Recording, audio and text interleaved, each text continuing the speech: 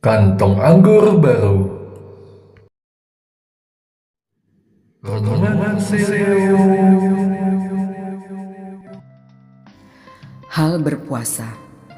Pembacaan diambil dari Injil Markus bab 2 ayat 18 sampai dengan 22. Pada suatu kali ketika murid-murid Yohanes dan orang-orang Farisi sedang berpuasa, datanglah orang-orang dan mengatakan kepada Yesus, "Mengapa murid-murid Yohanes dan murid-murid orang Farisi berpuasa, tetapi murid-muridmu tidak?"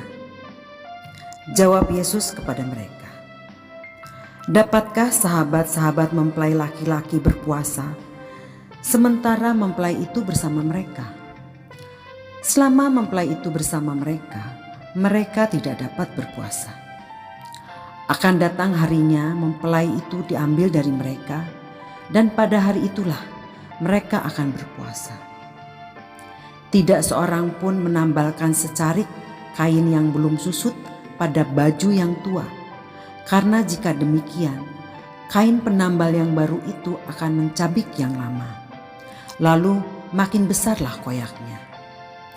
Demikian juga tidak seorang pun menuang anggur yang baru ke dalam kantung kulit yang lama, karena jika demikian anggur itu akan mengoyak kantung itu, sehingga anggur itu dan kantungnya dua-duanya terbuang. Namun anggur yang baru hendaknya dituang ke dalam kantung yang baru pula." Demikianlah sabda Tuhan. Terpujilah Kristus.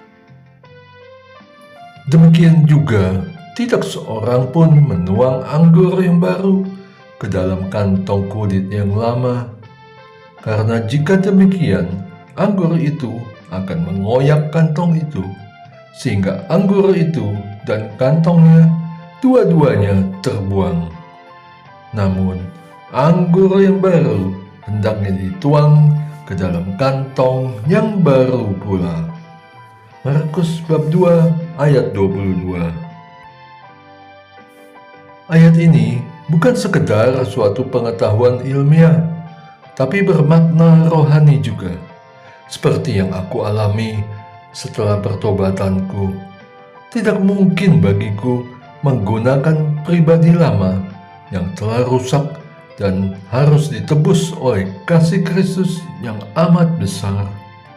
Aku pun harus mengubah kepribadianku, menyesuaikan dengan aku yang baru dikuduskan kembali, yang telah direndahkan di bawah kayu salib, yang telah mengalami rekonsiliasi, dan yang berjanji untuk tidak mengulangi berbuat dosa lagi.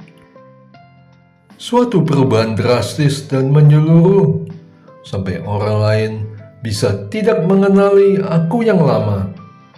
Aku yang baru dengan isi hati yang baru, pemikiran yang baru, dan tujuan hidup yang jelas mengarah pada kehidupan kekal di surga. Bukan lagi dunia yang fana ini, yang kini hidup berdasarkan iman, pengharapan, dan kasih. Bukan lagi berdasarkan ego, ilusi, dan keserakaan. Kantong yang baru berisikan anggur yang baru. Hidup yang baru berisikan kepribadian yang baru. Memang tidak mudah untuk menyeberang ke sana, namun dengan rahmat ilahi yang kini menyertaiku, tentu aku ditolong oleh Tuhan untuk mencapainya. Tuhan akan menyempurnakan usaha-usahaku untuk mengikuti dan melakukan kehendak dan rencananya. Sekarang, sebagai kantong yang baru, aku akan mengisinya dengan anggur baru, yaitu hidup baru penuh berkat, sukacita, dan pengorbanan penuh kasih. Sebagaimana anggur Kristus yang sekarang telah bersemayam di dalam diriku, dan hidupku pun berbuah, menghidupi sukacita yang sejati yang lahir dari pengorbanan Kristus, bukan dari kesenangan dunia semata. Doa. Allah Bapa yang Maha Kasih, aku bersyukur atas anggur baru yang Engkau berikan kepadaku.